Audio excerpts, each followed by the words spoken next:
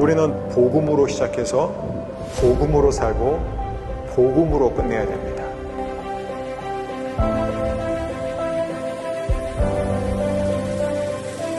예수님의 복음만, 이 복음만이 우리의 삶의 모든 영역을 바꿀 수 있다는 거예요.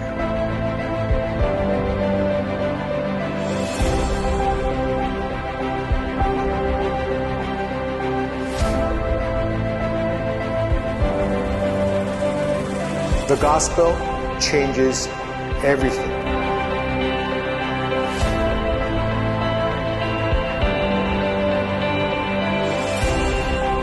오늘 하나님이 우리에게 주시는 말씀은 누가복음 10장 38절에서 42절입니다.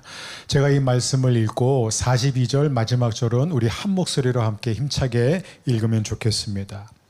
예수님의 일행이 예루살렘으로 가는 도중 어느 마을에 들어갔을 때 마르다라는 여자가 예수님을 자기 집에 모셔드렸다. 그녀에게는 마리아라는 동생이 있었는데 주님 앞에 앉아 말씀을 듣고 있었다. 그러나 마르다는 여러 가지를 준비하느라고 마음이 산란하였다. 마르다가 예수님께 와서 주님, 제 동생이 모든 일을 저 혼자 하도록 내버려 두고 있는데도 그냥 보고만 계십니까? 저를 좀 도와주라고 하십시오 하자 예수님이 마르다에게 대답하셨다. 마르다야, 마르다야, 내가 많은 일로 염려하고 걱정하는구나. 함께 읽습니다. 그러나 꼭 필요한 것은 한 가지뿐이다. 마리아는 좋은 편을 택했으니 아무에게도 그것을 빼앗기지 않을 것이다. 아멘. 기도하겠습니다. 하나님, 우리에게 꼭 필요한 것, 우리의 인생을 정말 행복하게 하고 기쁨이 넘치게 하는 그 한 가지, 오늘 우리 모두가 마음에 품게 하여 주옵소서. 예수님의 이름으로 기도합니다. 아멘. 저는 오늘 여러분들과 함께 마르다와 마리아의 이야기를 나누고자 하는데요. 오늘은 마르다 편, 그래서 오늘은 마르다 얘기를 많이 할 거고 다음 주에는 마리아 편, 마리아에 대해서 또 많이 이야기를 할 것입니다. 우리는 이제 9월 창립 10주년을 맞이해서 9월부터 매주마다 복음을 좀 더 깊이 들여다봄으로써 어떻게 하면 우리가 복음 안에 점점 깊이 빠져 들어가고 복음 안에 뿌리를 내리면서 복음이 우리의 삶의 모든 영역을 다스리는 그런 삶을 살 수 있을까 매주마다 배우고 있습니다.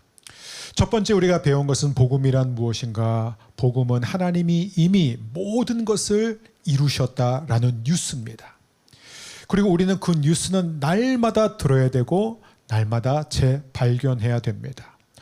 매일 그 복음을 듣고 그 복음 안에 거하는 것이란 다름 아닌 예수님 안에 거하는 삶이에요. 예수님께 접붙임받은 삶을 사는 것입니다. 그래야만 우리는 매일 열매를 맺을 수 있습니다. 이게 바로 매일 우리의 일상이 복음으로 변화되는 것이에요. 그리고 열매 맺는 것의 가장 중요한 것, 예수님이 말씀하시죠. 이는 너희로 하여금 기쁨이 충만하게 하려 함이라. 우리가 지금 과연 복음으로 살고 있는가, 복음이 내 삶을 바꾸고 있는가를 알 수 있는 증거가 무엇입니까? 1년 전보다 지금이 더 기쁨이 넘쳐야 됩니다. 이 기쁨 너무나 중요한 성령의 9가지 열매 가운데 사랑 뒤에 오는 아주 중요한 열매입니다. 제가 이번 시리즈가 끝나면서 언제 끝날지 정확히 하나님만 아시지만 저도 모릅니다. 하지만 성령의 9가지 열매에 대해서도 여러분과 함께 나누고 싶습니다. 자, 그렇다면은 우리가 이 기쁨이 충만한 삶을 어떻게 살 수 있는가? 매일 복음 안에 거하고 예수님 안에 거하는 열매 맺는 삶은 어떤 삶인가? 이것을 우리에게 가장 잘 보여주는 성경의 많은 이야기 가운데 하나가 바로 마르다와 마리아의 이야기예요. 두 자매의 이야기입니다. 여러분, 이 이야기는요 굉장히 특별한 이야기예요. 왜 특별한지 아세요? 왜냐하면 그 내용이 전혀 특별하지 않기 때문입니다. 그러니까 특별하지 않은 이야기이기 때문에 특별해요. 우리가 성경을 읽다 보면 우리의 관심이 자꾸 어디에 많이 꽂히냐면은 기적에 꽂혀요. 극적인 사건들. 와, 예수님이 이 사람을 고쳐주셨어. 귀신을 쫓아내주셨어. 폭풍을 잠잠케 하셨어. 그 큰 문제를 예수님이 해결해 주셨어. 근데 그리고 그 정점이 어디야? 죽은 자를 살리셨어. 이게 나사로 이야기 아닙니까? 근데 여러분, 우리가 이 극적인 사건에 관심을 쏟게 되는 것에 위험이 하나 있어요. 왜냐하면 우리의 삶, 우리의 인격을 만들고 우리의 신앙을 만드는 것은 인생에서 종종 만나는 큰 사건이 아니라는 거예요. 극적인 사건은 우리를 만들지 못합니다. 많은 사람들은요, 극적인 사건과 큰 시험을 만나면 그걸 통해서 자기 믿음이 좋아진다고 생각하고 자기 인격이 성숙해진다고 생각하지만 결코 그렇지 않습니다. 큰 사건, 극적인 사건은 그 사람이 어떤 신앙을 갖고 있고 어떠한 인격을 갖고 있는지를 드러나게 할 뿐이지 그것을 만들지는 못해요. 그래서 혹시 여러분 가운데 극적인 사건을 사모한 분이 있다면 오늘 그 생각을 버리시기를 바랍니다. 제가 어렸을 때 초등학교, 중고등학교 때 그걸 몰라서 맨날 극적인 사건을 기도했었어요. 기억나시죠? 항상 병들게 해달라, 가난하게 해달라, 망하게 해달라. 왜냐하면 그런 사건이 좀 필요하다고 생각했어요. 아니에요. 그렇지 않습니다. 시험은요, 우리를 믿음이 자라게 하는 것이 아니라 시험이 우리에게 주어지는 목적은 우리가 얼마나 믿음이 없는지를 깨닫게 하는 거예요. 우리의 연약함을 드러나게 하는 게 시험이에요. 그래서 우리가 그 시험을 통해 자신의 연약함을 보고 주님 앞에 나가게 되는 것이지 시험이 우리의 인격을 만들고 우리의 삶을 형성하지 않습니다. 복음이 우리의 삶을 만들어요. 복음이 우리의 인격을 만듭니다. 예수님뿐이에요. 그런 의미에서 마르다와 마리아의 사건은 정말 특별해요. 왜 특별하냐? 기적이 없어요. 대단한 사건이 아닙니다. 그냥 우리 일상에서 늘 겪을 수 있는 사건이에요. 두 자매가 있어요. 근데 손님이 오셨어요. 근데 이 손님을 대하는 두 사람의 자세가 너무 달라요. 태도, 행동이 달라요. 다시 말하면 한 자매는 예수님을 위해서 열심히 일을 하고 있는 거예요. 집안 청소도 하고 치우고 정리하고 부엌에 들어가서 열심히 이런저런 요리를 정성껏 준비하고 있습니다. 근데 한 사람은 청소도 안 하고 부엌에 들어오지도 않고 그냥 예수님 발치에 앉아서 그냥 예수님하고 시간 보내고 있어요. 그러니까 부엌에서 열심히 일하고 있는 이 언니가 점점 화가 나요. 몇 번 동생에게 막 째려도 보고 눈치도 주는데 이 동생은 아랑곳하지 않고 신경 쓰지 않고 그냥 예수님한테 푹 빠져 있어요. 그러다가 결국 이제 화가 폭발하는, 얼마든지 우리 일상의 삶 속에서 일어날 수 있는 사건입니다. 여러분 기억하세요. 이런 평범한 사건들, 우리가 매일매일 반복하는 일들, 사소해 보이고 되게 뭐 이렇게 소박해 보이고 별일 아닌 것처럼 보이는 우리가 아침에 일어나면은 일어나서 씻고 아침에 먹고 일하러 가고 사람 만나고 약속 잡고 전화하고 전화 받고 이메일 주고 받고 병원에 가고 운동도 하고 하는 이 모든 것, 잠자는 것, 이 모든 것들이 우리의 신앙을 만들어가는 거예요.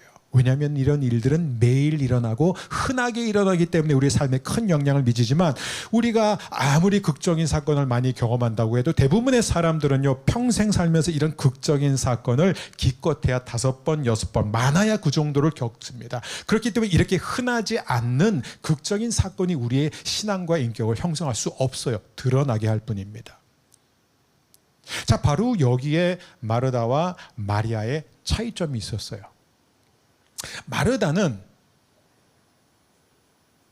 일상의 삶 속에서 계속해서 시냇물이 흐르는 그 방향으로 계속해서 휩쓸려가고 있었던 사람이고, 마리아는 시냇물이 흐르는 방향이 있었음에도 불구하고 자신의 두 발을 딛고 나는 내가 가야 하는 방향으로 가겠다라고 하고 그에게 꼭 필요한 한 가지, 절대로 놓칠 수 없는, 절대로 타협할 수 없는 그 한 가지를 향해 나가고 있었어요. 그게 뭐예요? 마리아의 선택은 바로 예수님의 발치에 앉는 것이었어요. 예수님이 이 집에 방문하신 것은 하나의 사건이지만 이것은 마리아가 늘상 일상에서 내리는 그 선택이 무엇인지를 우리에게 보여주고 있고, 마르다는 평소에 어떻게 살아왔는지 그 내면에 뭐가 있는지를 우리에게 보여주는 사건이었습니다. 마르다는 계속해서 이렇게 휩쓸려가고 있는 삶을 살았어요.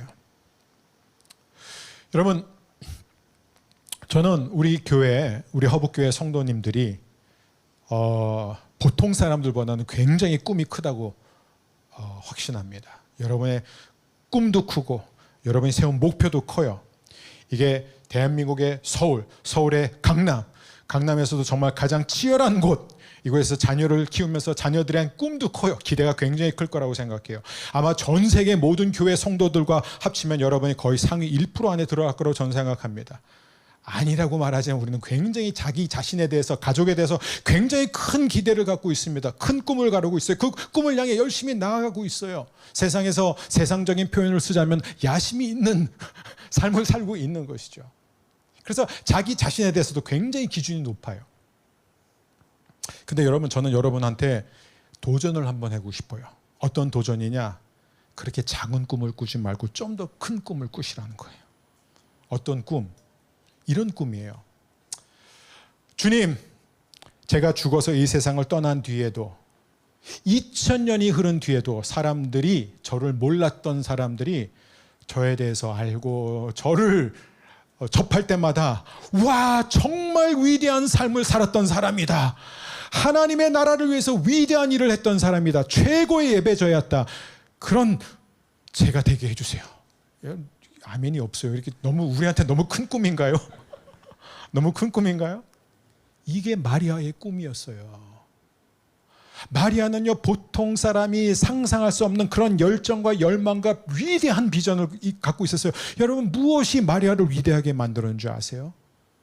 바로 일상에서, 그 분주함 속에서 내가 언제 벗어나야 되는지, 내가 언제 주님 발치에 앉아야 되는지, 그리고 주님 발치에 앉아 있는 것만큼은 내가 다른 것은 몰라도 이것만큼은 절대로 타협할 수 없다는 것을 알았던 사람이었어요. 그래서 2000년이 지난 지금도 사람들은 마리아 이 소리만 들어도 막 감동을 받아요. 우리가 다음 주에 마리아 편에서 더 자세히 보겠지만, 마리아는 어떤 면에서요, 모든 제자들을 압도했던 사람이에요. 저는 우리 허북교회 모든 성도님들이 다 마리아와 같은 하나님 앞에 칭찬받고 하나님 앞에 위대한 인생을 사는 그런 분들이 되시길 축복합니다. 뭐 사람들이 안 알아줘도 괜찮아요. 그게 중요한 게 아니에요. 하나님 앞에서 위대한 삶을 사는 사람, 우리는 다 그렇게 부름을 받았습니다. 자, 그렇다면 마리아는 어떻게 살았는가? 그렇죠? 한마디로 얘기하면 마리아 얘기를 조금 하고 빨리 마르다로 본론으로 갈게요. 이 Future Self라는 책 혹시 읽어보신 분 있으신가요? 2년 전에 나온 책인데 이 책 굉장히 좋습니다. Be Your Future Self Now 이거예요. 그러니까 이 벤저민 하디라는 사람이 쓴 책인데, 내용은 뭐냐면은, 내가 미래의 나를 꿈꾸고 있다면은 그 미래의 나를 지금 살아내야 된다라는 거예요. 그러니까 내가 미래에 어떤 사람이 되기를 원하는지가 분명할수록 내 삶은 더 분명해진다 이거예요. 디스트랙션이 없어진다는 거예요. 내가 어떻게 살아야 되는지가 명확해진다는 것입니다. 근데 우리는 다 미래에 어떤 사람이 되어야 되는지를 아는 사람들이에요. 그게 하나님의 자녀의 특권입니다. 우리는 다 영광스러운 존재가 될 거예요. 그건 보장받았어요. 그러면 우리는 지금부터 영광스럽게 살아야 되잖아요. 우리는 다 위대한 하나님의 자녀예요. 그럼 우리는 위대한 사람으로 살아야 되잖아요. 마리아가 지금 그 선택을 내렸어요. 마리아는 하나님 앞에 가장 중요한 그 한 가지를 결코 놓치지 않는 선택을 내린 반면, 마르다는 예수님의 발치에 앉지 않았습니다. 이것이 바로 두 사람의 차이점이에요. 자, 그렇다면은 마리아를 그렇게 위대하게 만든 그 예수님의 발치에 앉는 삶이란 무엇인가? 그게 무슨 의미인가? 그것을 이해하려면 다음 주까지 기다리셔야 되지만, 하지만 오늘 우리는 굉장히 중요한 힌트를 볼 수 있습니다. 그게 뭐냐면, 예수님의 발치에 앉지 않았던 마르다를 보면 예수님의 발치에 앉는 삶이 무엇인지를 우리는 알 수 있어요. 예수님의 발치에 앉지 않음으로 인해서 살았던 그 마르다의 삶의 결과를 보게 되면 우리는 예수님의 발치에 앉는 사람의 삶과 그 결과까지도 같이 볼 수 있습니다. 그래서 오늘은 먼저 마르다를 우리가 한번 말씀드렸어요. 마르다는 누구냐? 마르다는 누구냐? 마르다는 한마디로 뭐냐면 예수님이 사랑하셨던 사람이에요. 이게 너무 중요합니다. 예수님이 마르다를 많이 사랑하셨어요. 이 복음서를 종합해서 보면은 이 오늘 본문에 보면 38절을 읽으면 이제 복수형에서 갑자기 단수형으로 바뀝니다. 그래서 이 흐름을 보면서 성경학자들은 이구동성으로 예수님이 지금 제자들과 함께 단체로 어떤 목적지를 향해 가고 있는데 갑자기 방향을 틀어서 한 마을에 들어갔다라는 거예요. 그것은 의도적으로 들어갔다는 거죠. 물론 성경에는 마르다가 예수님을 초대했다라고 나와 있지만 사실은 마르다가 초대한 게 아니죠. 예수님이 스스로 초대하신 거예요. 예수님이 마르다의 집으로 가신 거예요. 예수님이 이 마을에 가신 목적은 하나예요. 마르다의 집을 방문하기 위해서예요. 그런데 예수님은 이 마르다와 나사로와 마리아 3남매를 굉장히 사랑하셨어요. 어떻게 할 수 있냐? 요한복음 11장에 보면은 이제 이 나사로가 이제 병들어 죽게 되었을 때 마르다 사람을 보내서 뭐라 그러죠? 주님, 주님이 사랑하시는 자가 병들었나이다. 이게 뭐냐면 이미 다 알고 있는 사실이에요. 주님이 이 나사로를 얼마나 사랑하시는, 주님이 사랑하시는 자가 병들었나이다. 여러분 그거 아세요? 주님이 여러분 사랑하신다는 거 아세요? 그거 알아야 됩니다.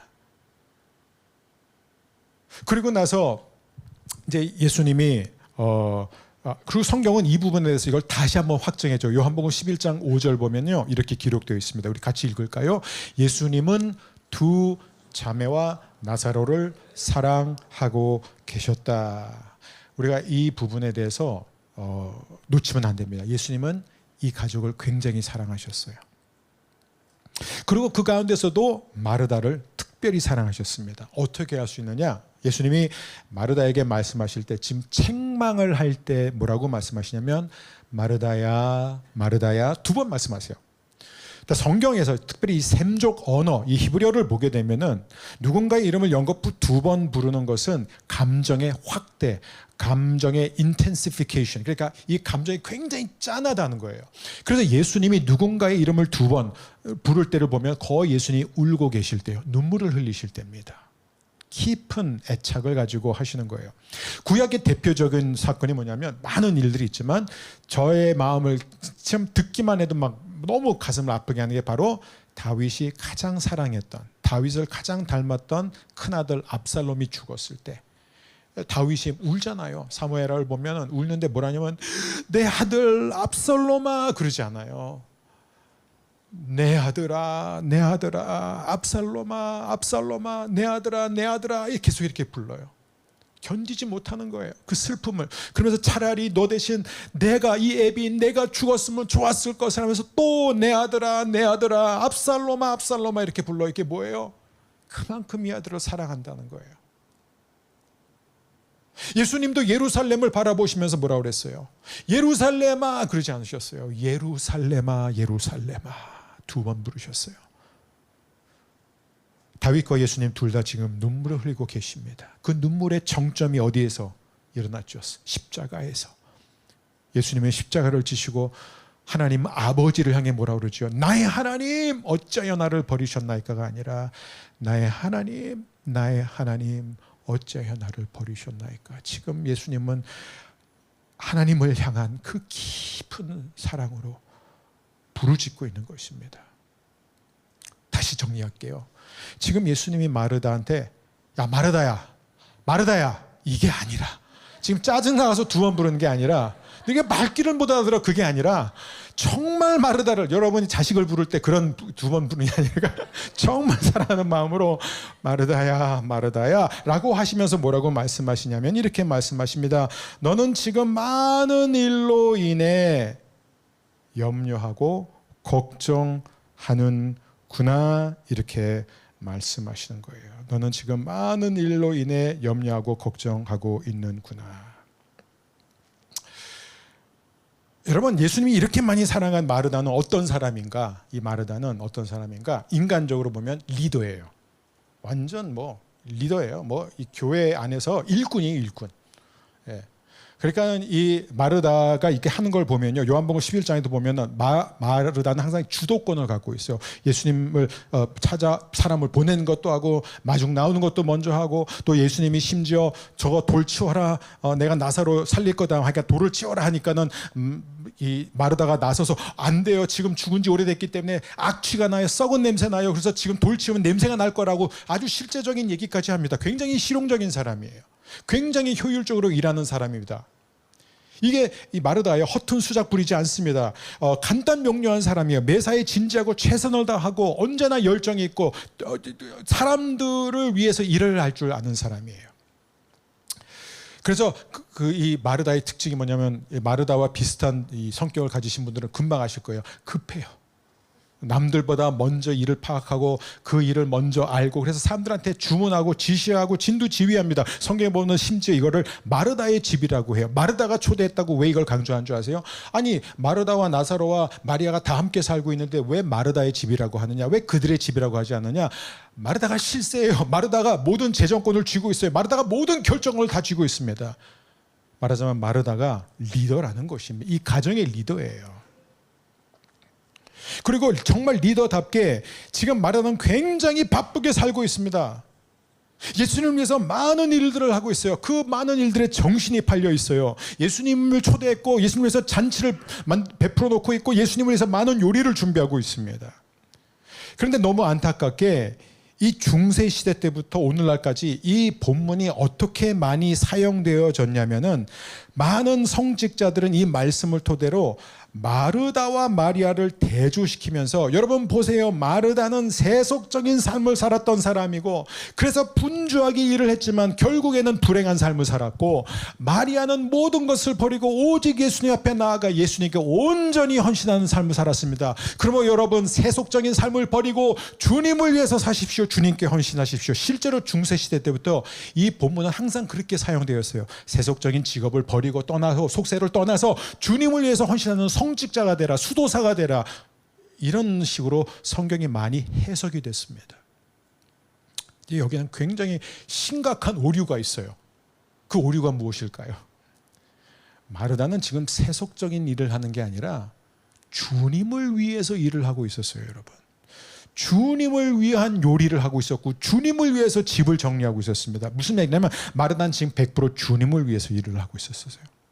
그러므로 지금 마르다와 마리아의 이 이야기는 이 대조는 세속적인 일을 하는 사람과 주님께 온전히 헌신한 사람의 이야기를 보여주는 것이 아니라 두 그리스도인, 세상 속에서 살아가는 두 그리스도인이 주님 앞에 어떻게 나아가는지를 우리에게 보여주고 있는 것이에요.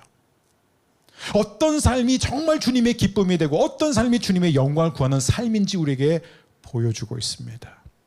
여기서 중요한 것, 나는 마르다와 가까운가 마리아와 가까운가?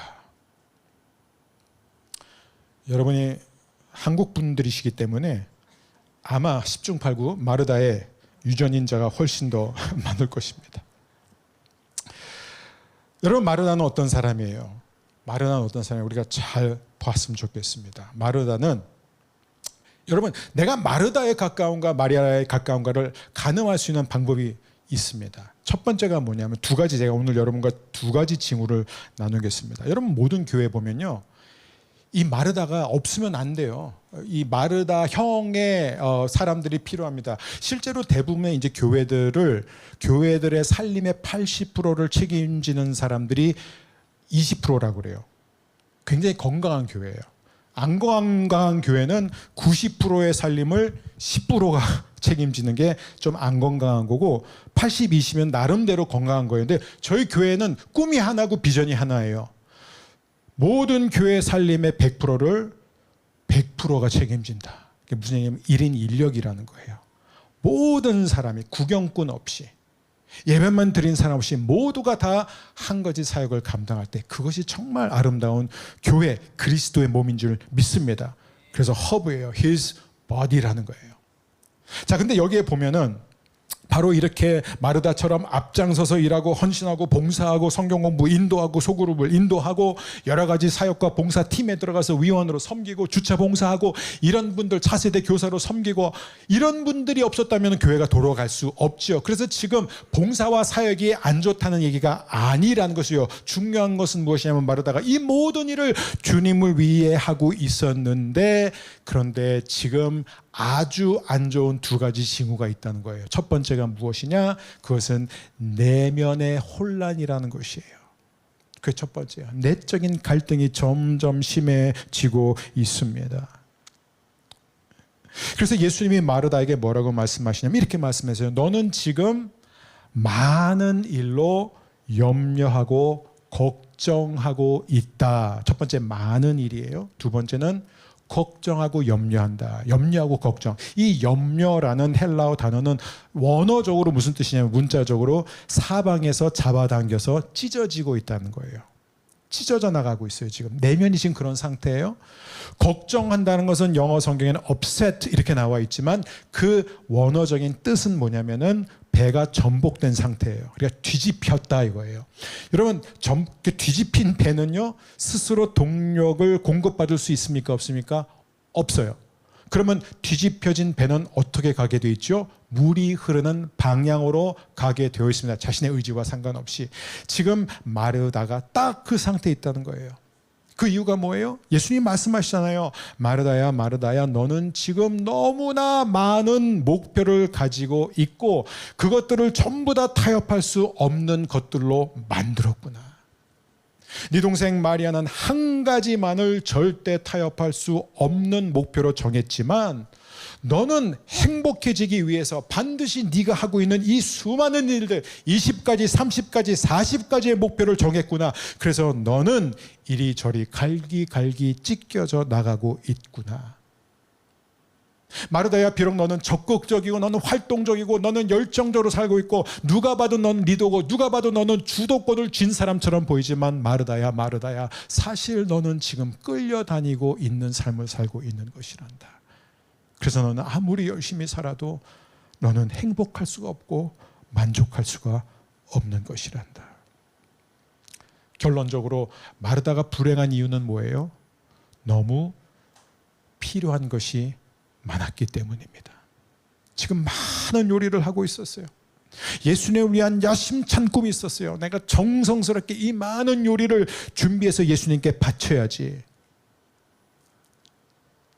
요리해 본 분들은 아시지만 여러분 요리가 얼마나 힘들어요. 그렇죠? 프라이팬에 있는 것들 계속 볶아야 되죠. 잠깐만 놔도 금방 타버리죠. 국물도 계속 저어야 되죠. 불도 조절해야 되죠. 또 오븐에 들어간 거는 타고 있는지 안 타고 있는지 그것도 계속 봐가면서 또 도마 위에서 계속해서 과일도 썰고 고기도 썰고 그러다 보면 막 순식간에 국물이 흘러 넘치기도 하고 뭐 제가 직접 경험한 건 아니지만 봤어요. 그럼 막 음식이 바닥에 떨어지고 막 아수라장이 순식간에 되고 그러면서 뭐 여기서 부르고 저기서 부르고 얼마나 정신없어요. 지금 마르다가 그렇게 되어 있어요. 사방으로부터 계속 잡아당기니까 지금 마음이 갈기갈기 찢어져 있는 거예요. 막 내면의 혼란과 갈등과 she was upset. 너무 속상한 거예요. 지금 자기 뜻대로 되지 않는 거예요. 잘하고 싶은데 주님 위해서 하고 싶은데 안 되니까 너무 속상했던 것입니다. 반면에 마리아는 너무나 평안하게 주님의 발치에 앉아 행복에 젖어 있는 것입니다. 그 차이점이 무엇이죠? 주님이 노골적으로 말씀하세요. 너와 마리아의 차이점은 이것이다. 너는 많은 것이 중요하지만 마리아는 오직 한 가지만 중요하다. 그래서 너는 계속 불행하고 마리아는 행복한 것이다. 마르다야 마르다야 너는 왜 이렇게 불행한지 아느냐? 왜냐하면 너는 이 많은 것들이 다 중요하다고 생각하기 때문에 네가 그렇게 선택했기 때문에 그래서 네가 원하는 대로 되지 않으면 네가 중요하다고 생각한 그 일들이 이루어지지 않으면 네가 꼭 행복하려면 가져야 되고 이루어야 되는 그것들을 너는 타협할 수 없는 일들로 만들었기 때문에 그 일들이 계속해서 너를 찢어놓고 있고 너를 뒤집어 놓고 있는구나. 두 번째 징후가 뭔지 아세요? 내 내면에 자꾸 갈등이 생기고 혼란이 생기는 두 번째 징후는 뭐냐면 불평과 원망이 점점 생겨나요. 짜증이 나는 거예요. 요즘 막 짜증이 나요? 그 날씨가 더워서 그럴까요? 아니요. 날씨하고 상관없는 거죠.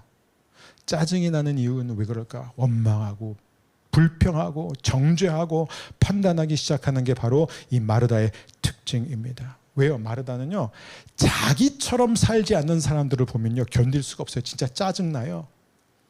그녀가 하는 일, 주님을 위한 그 일, 헌신된 그 일에 함께 동참하지 않는 사람들 보면 화가 납니다.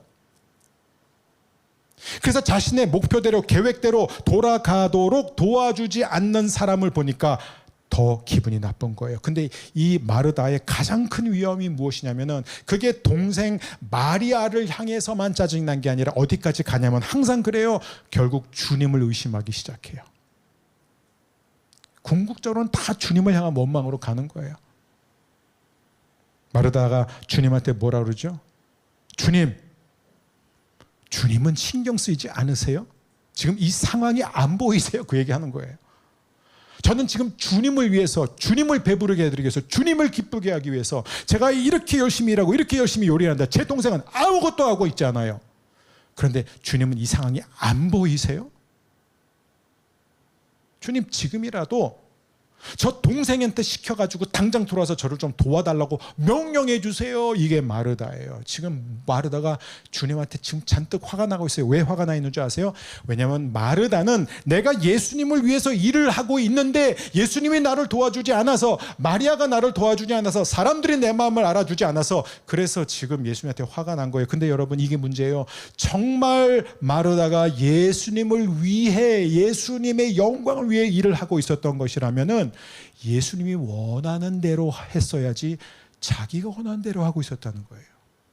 그리고 자기가 원하는 대로 되지 않고 예수님이 협조하지 않으니까 이제 예수님을 기쁘시게 하려 했던 그 마르다가 지금 예수님한테 잔뜩 화가 났습니다. 예수님은 마르다를 도와주지 않았어요. 마르다의 요청도 들어주지 않았어요. 마리아한테 그래, 야야야, 네 언니 힘들어한다. 야, 지금이라도 가서 빨리 네 언니 좀 거들어줘라 라고 하지 않으셨어요. 그 이유가 무엇일까요? 지금 마르다한테 분명한 메시지를 주는 거예요.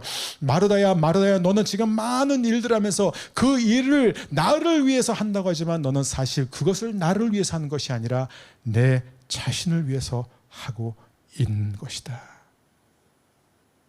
너는 너의 노력과 너의 헌신과 너의 열정과 너의 분주함과 너의 성공을 통해서 네가 얼마나 나한테 사랑을 받아야 할 만한 자격이 있는 사람인지를 증명하려고 하는구나. 너는 네 자신을 증명해 보이기 위해서 일을 하는 것이지. 나는 너에게 그런 일들을 요구한 적이 없다. 예수님이 왜 마르다의 집에 오셨을까요? 이유는 하나예요. 마르다한테 하늘의 양식을 주시고 싶어서예요. 마르다를 배부르게 하기 위해서예요. 예수님이 배가 고프셔서 마르다야, 내가 진짜 오늘은 나 이제 예루살렘 가 고난도 받을 거고 제대로 이제 먹지도 못할 것인데 네가 마지막으로 나를 위해서 진수성찬 좀 해줘라. 너 내가 좋아하는 갈비찜 알지? 막 동그랑땡 그런 거 이번에 다 해줘. 토랑국, 나 토랑국 되게 좋아해. 그래서 그렇게 요구를 하셨다면, 그렇다면 마르다가 정말 예수님의 요구를 듣고 예수님을 위해서 정성스럽게 이 많은 것을 준비하다가 근데 이게 뜻대로 되지 않으니까 화가 나는 건 이해가 돼요. 근데 예수님은 한 번도 요구하신 적이 없어요.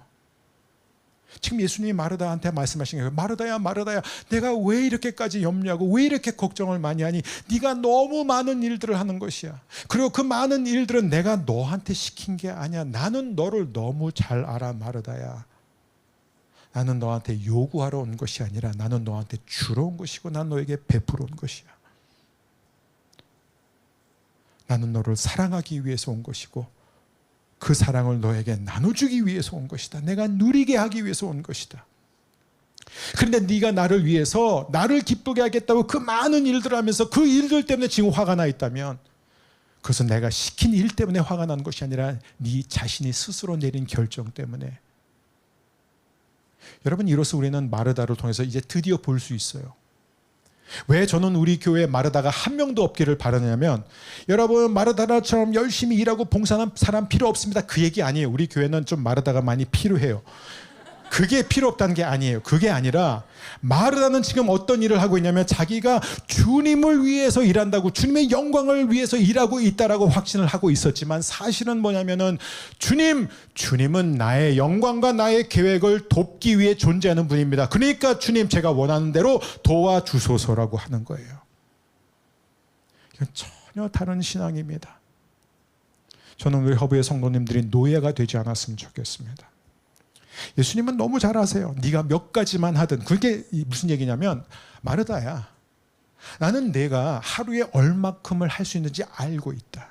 그리고 나는 그것 이상을 너한테 요구한 적이 없어. 근데 네가 스스로 나는 이것도 하고 저것도 하고 다 할 것입니다. 주님의 영광을 위해서 할 것입니다. 근데 그게 사실은 주님의 영광이 아니라 자기 욕심이에요. 자기를 드러내고 싶은 거예요. 자기를 증명하고 싶은 거예요. 여러분, 그렇게 예수 믿지 마세요. 그렇게 신앙생활 하지 마세요. 그건 성공이 아닙니다. 그거는 스스로 뒤집힌 배가 너무나 평범한 바닷속에서 가라앉는 거예요. 안타깝게 마르다는 누구보다 헌신했고 열정적이었지만, 그러나 마르다는 이 사건 속에서 결국은 악인 역할을 맡았어요. 우리가 본받지 않아야 된 사람이 되었습니다. 누가 위대한 사람이 되었어요? 마리아예요. 혹시 여러분 가운데 나는 아무것도 안 했으니까 마리아다, 그렇게 생각합니다. 마리아가 아무것도 안 했다고요? 맙소사, 다음 주까지 기다리세요. 마리아는 누구보다 주님을 위해서 많이 헌신했어요. 아무것도 안 하지 않았어요. 저는 우리 허브의 모든 성도님들이 영적인 마리아가 되었으면 좋겠습니다. 그래서 2000년이 지나도 하나님이 여러분의 이름을 부르실 때, 물론 당연히 그렇게 되겠지만 정말 하나님이 기뻐하시고 하나님 즐겁게 부르실 뿐만 아니라 이 땅에 있는 사람들조차, 우리 모두, 우리 허브교회 성도들, 우리 허브교회가 정말 이 시대에 하나님을 위해 위대한 일을 하는, 정말 하나님의 말씀 앞에 그 예수님에 밟지 않는 교회로 두고두고 남게 되기를 주의 이름으로 축복합니다. 우리 시간의 자리에서 함께 일어나셔서 오늘 기도를, 우리 자신을 좀 돌아보는 기도를 했으면 좋겠습니다. 주님, 저는 마르다에 가깝습니까? 마리아에 가깝습니까? 그리고 사람들이 당신은 리더입니다. 당신은 정말 헌신적이고, 당신은 교회도 열심히 다니고, 사업도 열심히 하고, 비즈니스도 열심히 하고, 성공도 거두고 있고, 누가 봐도 주도적이고, 누가 봐도 리더십이 있고, 헌신적이고. 그렇지만 여러분 자신은 알잖아요. 과연 내 내면이 갈수록 기쁨이 넘치고 있는가? 여러분 내면에 계속해서 공허함이 있다면, 내가 하는 일을 통해서, 그거를 통해서 내가 성공을 거두고 그걸 통해서 주님께 인정을 받고 싶은 마음이 여전히 그 안에 있다면 여러분은 결코 만족하지 못합니다. 그리고 여러분은 결국 평범한 인생으로 전락하게 될 것이에요. 하나님, 오늘도 성령을 제게 부어주셔서, 우리에게 부어주셔서 주님, 우리 안에 마리아처럼 예배의 영을 부어주시옵소서. 주님의 발치 아래 앉게 하여 주옵소서. 세상에 많은 일들이 있지만, 그러나 중요한 그 한 가지, 절대로 타협할 수 없는 그 한 가지 우선순위가 우리의 삶에서 떠나지 않게 하여 주옵소서. 우리 그렇게 주님 앞에 찬양팀이 나와서 찬양할 때 함께 기도하고 나아가겠습니다. 사랑하는 주님 감사합니다. 성령께서 말씀으로 우리의